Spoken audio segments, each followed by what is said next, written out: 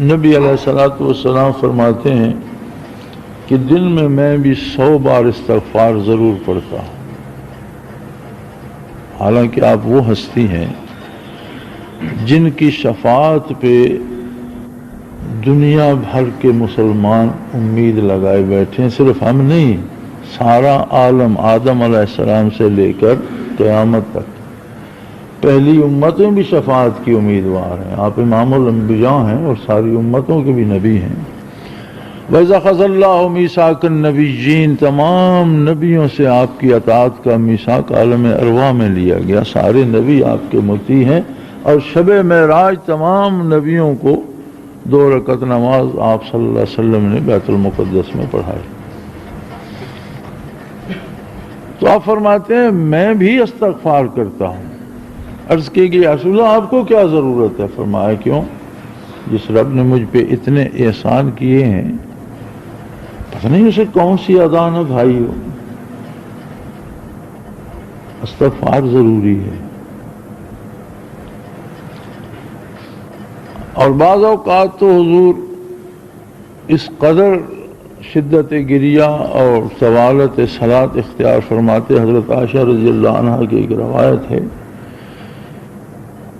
کہ آپ صلی اللہ علیہ وسلم میرے حجرہ میں موجود تھے تو مجھ سے فرمایا کہ اے ابو بکر کی بیٹی، آج کی رات میں عبادت نہ کر لوں؟ میں کہ رسول اللہ ضرور کیجئے۔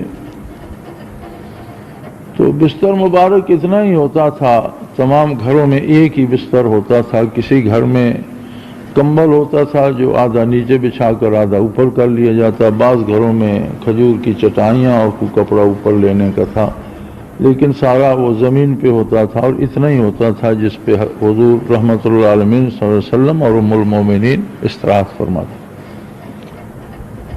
عادت مبارک تھی کہ دائیں پہلو پہ اس طرح لیٹا جائے کہ رخ قبلہ کو ہو جائے۔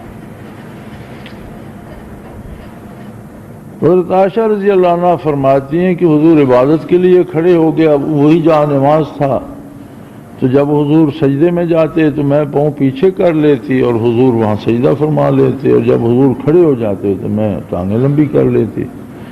فرماتے ہیں حضور کھڑے ہوئے اور کھڑے رہے، اور میں نے سمجھا کہ آج کی شب حضور کھڑے کھڑے گزار گئے۔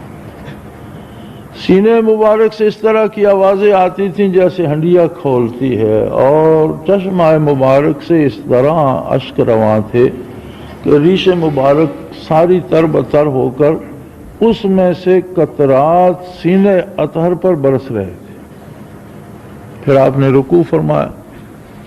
فرماتی ہیں میں نے سمجھا آپ رکوع سے نہیں اٹھیں گے، اتنا طویل رکوع تھا۔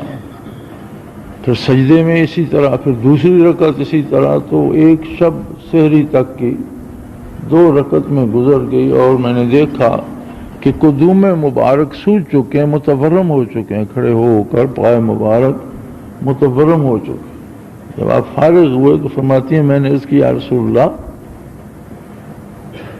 آپ کی جنت مقام محمود کی بشارت قرآن حکیم میں موجود ہے، آپ کو اللہ نے بتا دیا ہے کہ آپ کا مقام محمود ہے، جو انتہائی مقام ہے قرب الہی کا، جس پر آپ کے سوا کوئی۔ پھر دنیا کو امید ہے کہ آپ ان کی شفاعت کریں گے اور ان کی نجات ہوگی، تو آپ اس قدر مشقت کیوں فرما رہے ہیں؟ تو فرماتی ہیں مختصر سا جواب دیا، افلا اکون عبدا شکورا، اگر اللہ نے مجھے یہ عظمتیں دی ہیں تو کیا میں اس کا شکر ادا نہ کروں؟